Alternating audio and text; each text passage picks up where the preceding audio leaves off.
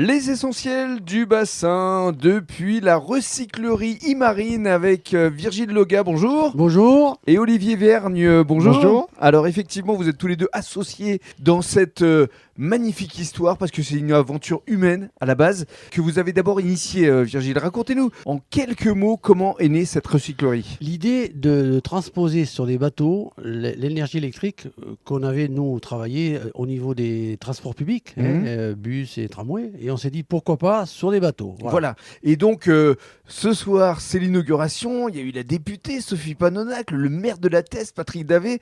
C'est quoi votre sentiment, vos impressions? C'est une fierté quand même d'avoir les élus qui sont présents pour vous soutenir. Mais, on les a invités, mais on ne doutait pas de leur venue parce qu'effectivement, ils ont toujours soutenu nos démarches. Oui. Bien qu'au départ, c'était un peu difficile. C'est ce qu'a dit Patrick d'ailleurs. Exactement.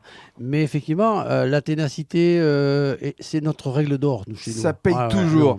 Alors justement, on va non donner la parole à Olivier parce qu'Olivier vous a rejoint dans cette aventure. Il y a combien de temps, Olivier? C'était en 2020, je crois, à peu près? Oui, c'est ça, il y a 4 ans maintenant. Oui. Voilà, ça passe vite. Et alors, qu'est-ce mais qui on a vous fait plein de choses. séduit dans cette aventure? Parce que vous êtes aussi dans l'éco-responsabilité à travers votre entreprise qui met en place des panneaux solaires. Oui, tout à fait. Le groupe PVO Développement, créé il y a 15 ans, qui a à peu près l'âge de Marine, en fait, fait des centrales solaires et crée de l'énergie solaire verte.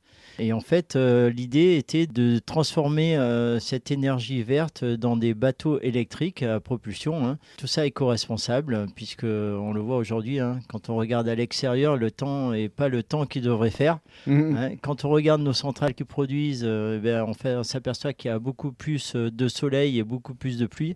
Donc tout ça est en train de changer. Donc ça fait plaisir aussi d'avoir nos élus qui en fait mettent en place le monde de demain. Et puis c'est l'aboutissement quand même de plusieurs années de réflexion parce qu'avant de mettre en place cette recyclerie, il a fallu convaincre aussi le conseil régional, la région et puis d'autres partenaires, quoi. Oui, tout à fait. Donc il a fallu avoir une subvention pour créer cet atelier de refit, le premier au moins en région Aquitaine, en France peut-être, on ne sait pas, mais en tout cas le premier dans notre grande région, où aujourd'hui n'importe qui soit professionnel ou particulier, peut venir dans notre atelier pour faire transformer son ancien bateau thermique qui fonctionne pas du reste, que la coque, et repartir soit par la route, soit par le bassin, avec en fait un bateau avec un moteur électrique. Merci beaucoup Olivier. On va conclure avec Virgile parce que les pinasses électriques continuent à fonctionner durant cet été parce que la saison estivale démarre. Absolument. L'activité principale a été jusqu'à présent la location, les balades. Et c'est comme ça que vous avez été perle du bassin d'ailleurs. Voilà, tout à fait, oui, je m'en souviens. Et deuxièmement, on a développé cette activité de refit parce qu'il nous paraissait essentiel de préserver le patrimoine nautique sur le bassin, un patrimoine propre tant qu'à faire.